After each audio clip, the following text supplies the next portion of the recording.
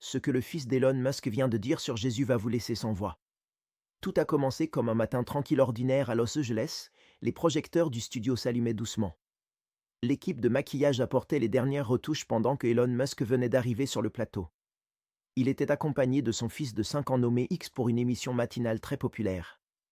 Le plan initial prévoyait un segment léger de 10 minutes sur la paternité et les routines quotidiennes avec quelques rires. Mais ce qui allait suivre toucherait des millions de personnes et résonnerait bien au-delà du studio de télévision. Assis sur le canapé bleu, les jambes de X se balançaient doucement, ses petites chaussures effleurant à peine le sol. Il observait le studio non pas avec nervosité mais avec une curiosité calme presque inhabituelle pour son âge. Ses petits doigts dessinaient des formes invisibles sur son pantalon tandis que l'animatrice Sarah Jennings se penchait vers lui. Elle lui offrit son sourire emblématique et lui demanda gentiment s'il était prêt à passer à la télévision. X hocha simplement la tête et répondit doucement qu'il était prêt depuis qu'il s'était réveillé ce matin.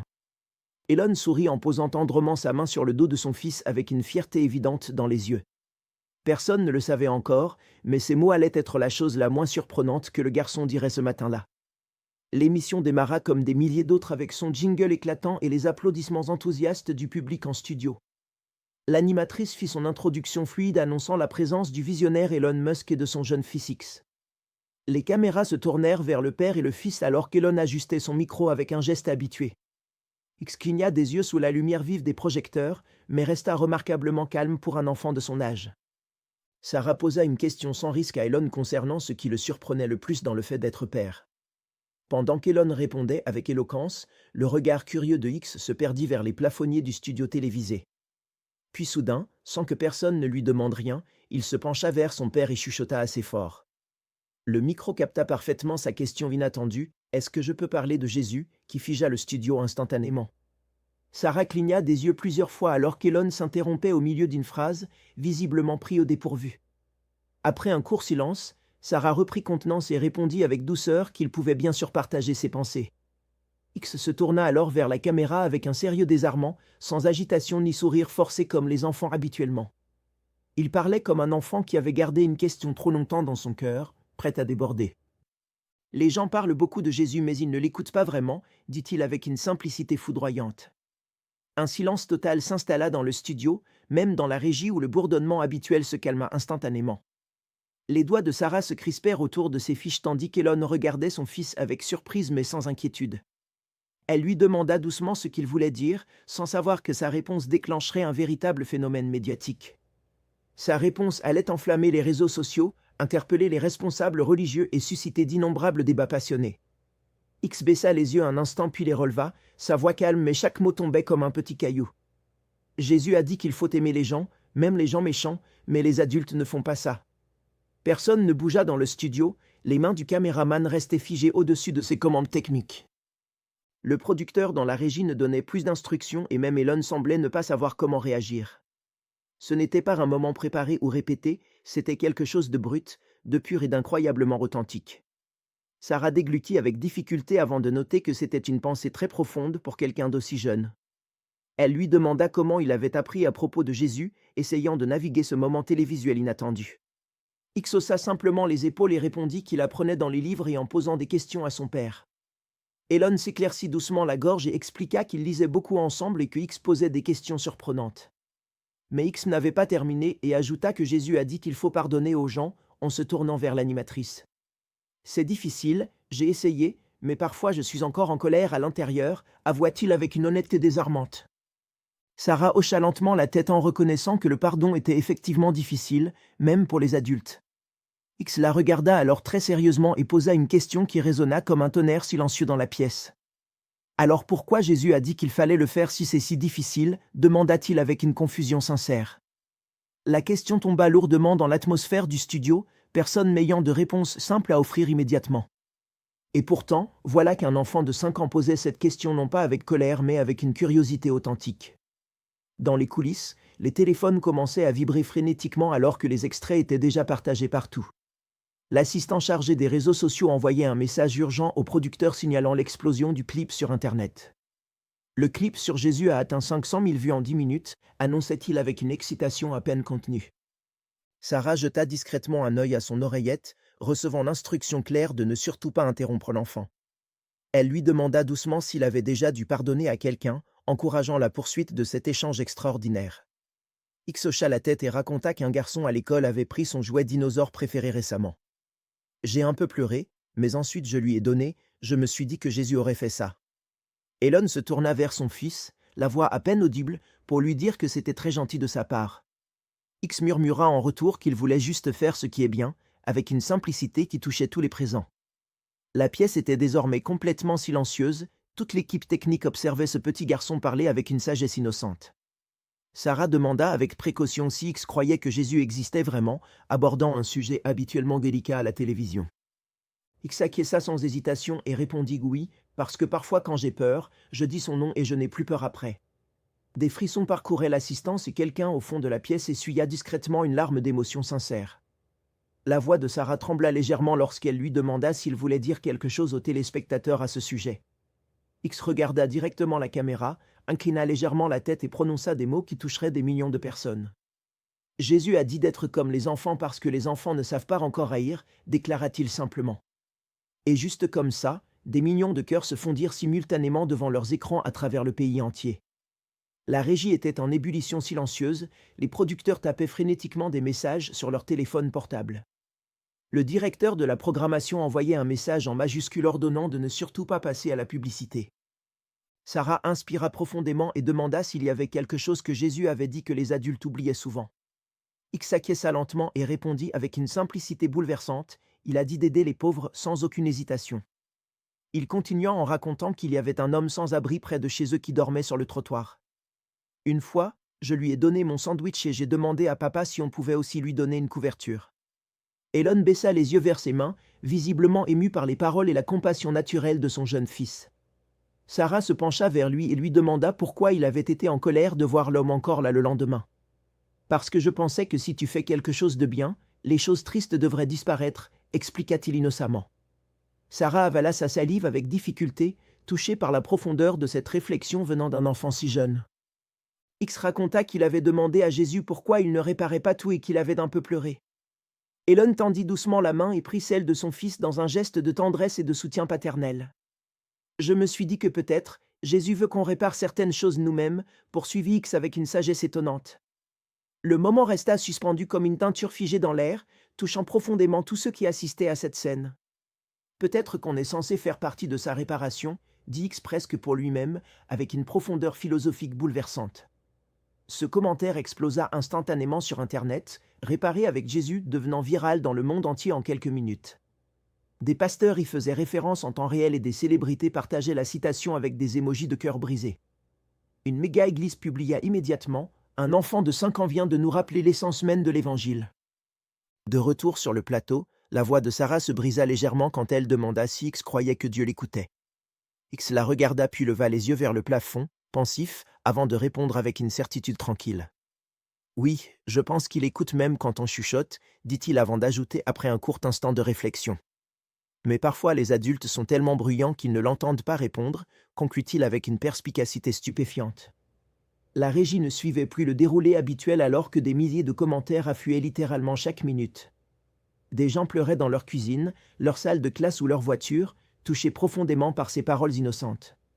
Un simple moment de télévision matinale était devenu un miroir puissant tendu à une société en manque de repères spirituels. Elon se frotta les yeux et se redressa dans son fauteuil en mentionnant que X avait toujours été un enfant réfléchi. X se tourna vers lui avec ses grands yeux innocents et posa une question qui figea l'assistance une nouvelle fois. « Papa, tu crois que Jésus aime les riches ?» demanda-t-il avec la candeur désarmante propre aux enfants de son âge. Elon se figea instantanément, Sarah s'immobilisa à son tour, et tout le monde dans le studio retint son souffle. C'était la question que personne n'ose poser à voix haute, celle qui frappe trop fort au cœur des contradictions. Il a dit que c'est très difficile pour les riches d'aller au paradis, continua X avec une logique implacable. « Mais toi tu es riche, alors est-ce qu'on a un problème ?» demanda-t-il avec une inquiétude sincère dans la voix. Le studio entier retenait son souffle alors qu'Elon regardait tour à tour son fils, Sarah et la caméra clignotante.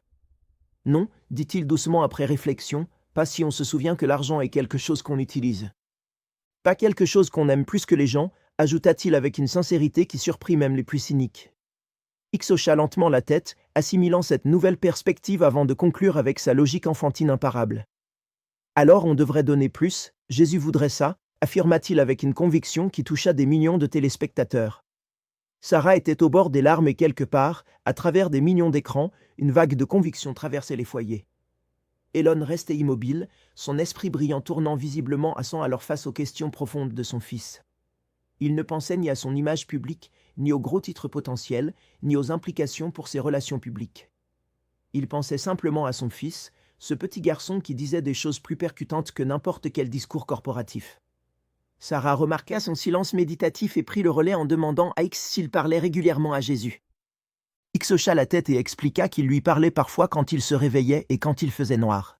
« Je dis bonjour, merci pour aujourd'hui, aide-moi à ne pas avoir peur et aide les gens sans sandwich. » Un rire doux allégea brièvement la tension dans le studio, non pas moqueur mais empreint d'une tendresse authentique.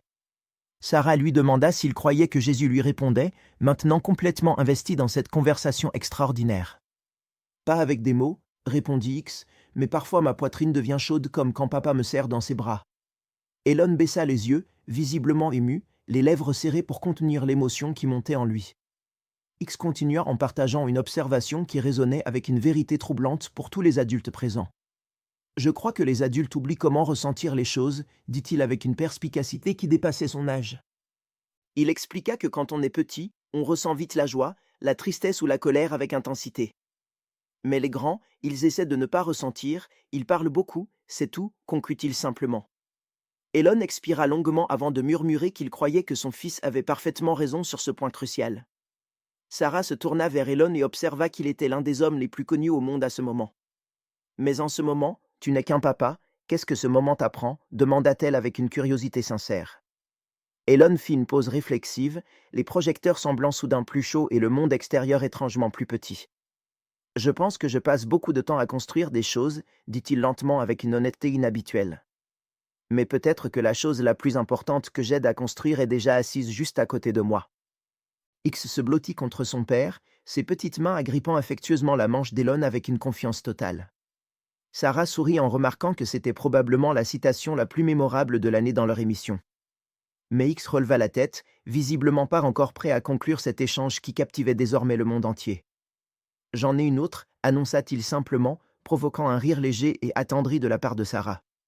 Elle l'encouragea à partager sa pensée et X regarda droit dans la caméra avec un sérieux qui transcendait son âge. « Être intelligent c'est bien, mais être gentil c'est mieux, proclama-t-il avec une simplicité et une sagesse désarmantes. Un silence respectueux s'installa, suivi d'applaudissements spontanés, plus lents et plus profonds que les habituels du studio. C'étaient des applaudissements qui venaient du cœur, le genre qui surgit quand les âmes s'ouvrent véritablement en grand. Sarah se tourna une dernière fois vers le garçon pour lui demander ce qu'il demanderait à Jésus s'il était présent. X cligna des yeux, réfléchit pendant une seconde puis répondit avec une sincérité qui toucha tous les cœurs présents. « Tu peux aider les grands à se rappeler comment aimer » demanda-t-il avec une innocence qui brisait toutes les défenses. Des larmes coulèrent librement sur le visage de Sarah, qu'elle ne chercha même pas à dissimuler ou à retenir. Elon embrassa tendrement le sommet de la tête de son fils et ferma les yeux, submergé par l'émotion du moment. À cet instant précis, rien d'autre ne comptait que ce lien entre un père et son fils extraordinairement perspicace. Le studio n'avait jamais connu un tel silence, pas le moindre bavardage de fond ni de clavier qui cliquetait.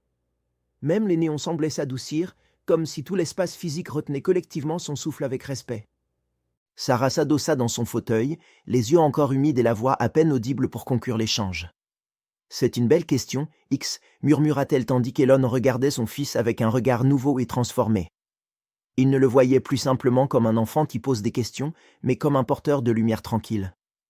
Une technicienne s'avança doucement depuis le fond du studio pour déposer quelque chose de petit au bord du plateau. C'était une simple croix en bois, un geste spontané qui n'avait été ni prévu ni répété dans le déroulé. Elle l'avait simplement senti dans sa main et avait ressenti le besoin impérieux de la déposer à cet endroit précis. X la remarqua immédiatement et descendit silencieusement du canapé pour s'approcher de ce symbole avec curiosité naturelle. Il s'accroupit, ses petites mains entourant délicatement la base de la croix sous le regard ému de l'assistance. Il souleva la croix et se tourna vers la caméra, sa voix douce mais parfaitement claire pour tous. « Je crois que c'est lourd, pas juste parce que c'est du bois mais parce que ça veut dire quelque chose. » Il retourna vers son père et lui tendit la croix avec un geste qui semblait chargé d'une symbolique puissante.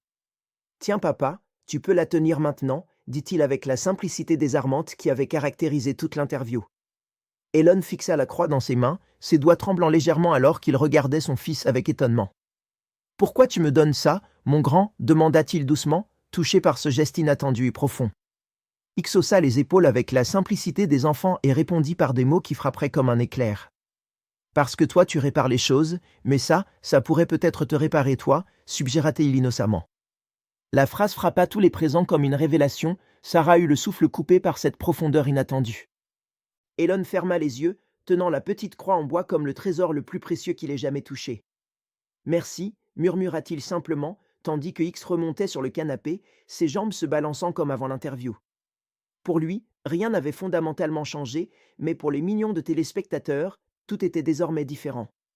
Sur les réseaux sociaux, les extraits de ce moment extraordinaire explosaient littéralement en tendances mondiales instantanées. #AcceptJésus était en tête des sujets discutés partout, suscitant des réactions émues plutôt que des opinions divisées. Sarah inspira profondément, consciente que l'émission touchait à sa fin mais que son impact perdurerait bien longtemps. X, des millions de personnes nous regardent en ce moment, veux-tu leur dire une dernière chose, proposa-t-elle. Le garçon regarda droit dans la caméra, retrouvant son sérieux après ce moment de tendresse avec son père. Jésus ne veut pas qu'on soit parfait, juste honnête, déclara-t-il avec une simplicité qui touchait à l'universel. Il posa doucement sa petite main sur sa poitrine, comme pour illustrer physiquement le siège de cette honnêteté. Comme ça, ajouta-t-il simplement, concluant ainsi un des moments télévisuels les plus puissants de l'année. Le segment prit fin officiellement, mais personne dans le studio ne quitta son siège, comme figé par la grâce. L'atmosphère restait empreinte d'une qualité presque sacrée, semblable à celle d'une église après la dernière prière commune. Cette histoire continuerait à se propager, touchant des cœurs, inspirant des changements personnels et collectifs profonds. Personne n'aurait pu prévoir qu'un simple segment matinal deviendrait un phénomène culturel d'une telle ampleur spirituelle. En quelques heures à peine, le monde n'était déjà plus tout à fait le même pour ceux qui avaient écouté.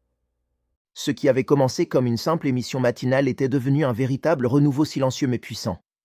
Dans les jours qui suivirent, les paroles de X continuèrent à être partagées, analysées et vécues intensément. Jésus ne veut pas qu'on soit parfait, juste honnête était imprimé sur des t-shirts et affiché partout.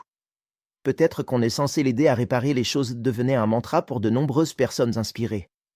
Si tu es sensible, tu peux aimer mieux résonner dans les cœurs à travers différentes cultures et croyances. Ce n'étaient plus de simples citations mais des principes vivants qui commençaient à transformer concrètement des vies. Dans une église à Dallas, le pasteur diffusa l'intégralité de l'interview sur grand écran pour toute sa congrégation. Son sermon ce jour-là ne contenait que 3 mots simples mais profonds, « Soyez comme X » pour ses fidèles. À l'autre bout du pays, un père athée envoya un message à sa fille avec qui il était brouillé. « J'ai vu le garçon, je crois que je comprends enfin ce que tu voulais dire », admit-il avec humilité. Rien de tout cela n'avait été planifié, rien n'avait été forcé ou orchestré pour produire un effet calculé. C'était simplement arrivé parce que parfois, le monde n'a pas besoin d'un expert ou d'un leader supplémentaire. Parfois, il suffit d'un enfant qui pose la question qu'aucun adulte n'ose formuler à voix haute. À travers sa pureté et son innocence, X avait rappelé à tous l'essence de ce que signifie être humain.